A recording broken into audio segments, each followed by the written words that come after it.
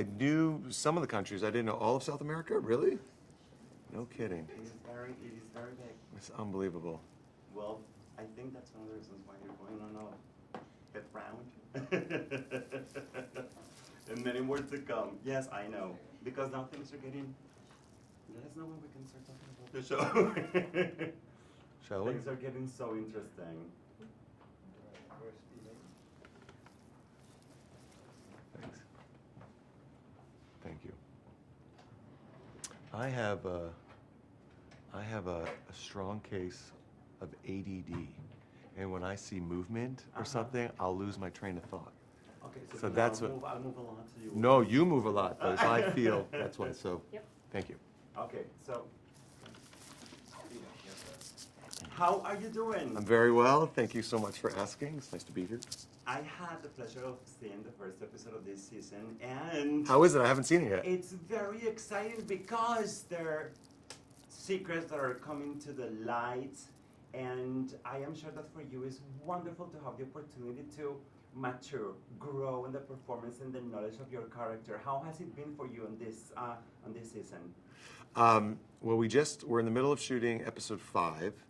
I just got the script for episode 6, which I start shooting on Tuesday. Specifically, episode 5 has been one of the most fun episodes I've had on the series. I can't give away what's happening, but there is new developments and unexpected developments that I didn't even see coming. I actually don't know how the writers do it. Just when you're like, oh, I think this is what's going to happen, that's going to be the twist, it's different. And I think that's one of the reasons our show works, because they're kind of excellent at knowing how to keep pulling the rug out from under, but in a way that's still believable and true to all the characters. And that's probably the thing I like most about being on a long-running series that works as well as this one. And something I've always wanted to do is work on a character that develops. And now we have a job to do every week, so we have to sort of maintain. You can't grow in a way that's unbelievable or not. I'm so sorry. No worries. Playing a part. So playing a part for this long, since we have a job every week, you can't.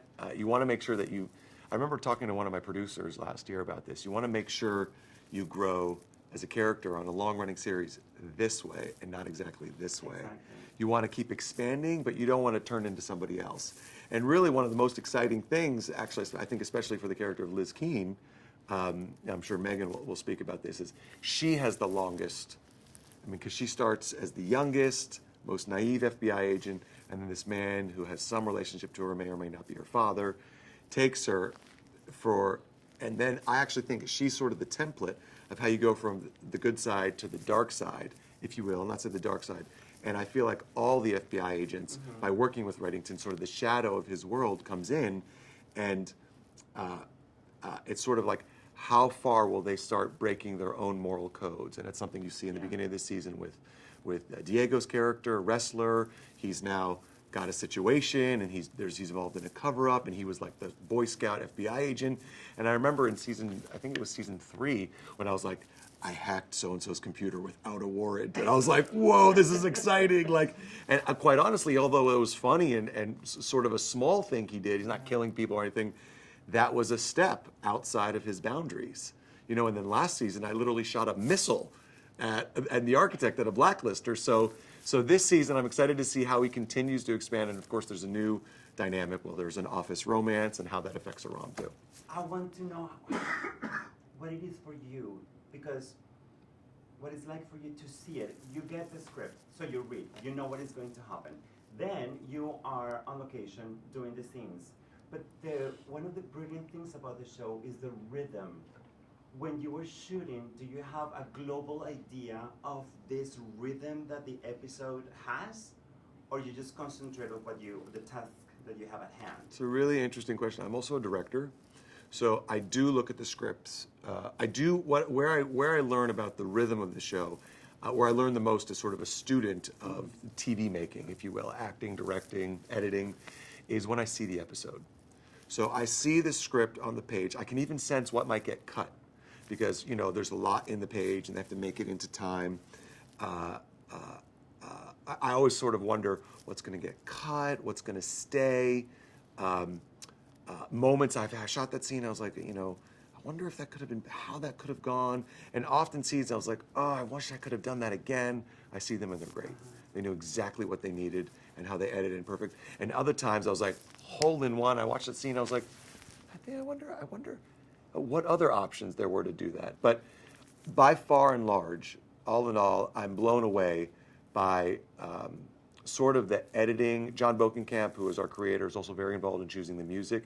So you can't know when you're shooting a scene what the music score behind it is and what that does to the feeling that I feel for the character even that I'm playing by watching him. I mean, it's almost like a separate experience, and I'm like, whoa. I'll never forget the end of the season where Liz Keane, quote unquote, died, or we believed she died, and the music and how they pushed in on every character reacting to it, and they came over the catwalk from Cooper down to Aram and then back, and how they held far from Diego and Mojan, seeing the news. I mean, it's good. I'm talking about it now, I get goosebumps. So there's no way to know that, but what I do know is the rhythm of Aram. I know the rhythm of my character. It's now in the writing. I know how to riff off of it even a little bit. And that's something about being a part of a show for this long. I really feel like I understand this character. I put on the suit, I put on his FBI suit, and I can sort of just bounce in and want to have a good interview, want to talk, want to do a good job, get worried, get excited, which are versions of myself sort of on that are accentuated. But also at the same time, as an actor, you never want to get complacent. I never want to take one line, one script, one scene for granted. Still want to do all the work I can, all the homework I can, layer it as much as I can. I take my notes, even if it's a scene, a version of a scene I've done many times, solving something on the computer. I want to develop a relationship. I want to imagine how I got there. Some things, but like the character, like I played this part for a long time, and Aram's been on this super task force for a long time. He has instincts now. I was like, oh, we're doing a money trail, or oh, I've got to locate them. I have my 5 ways.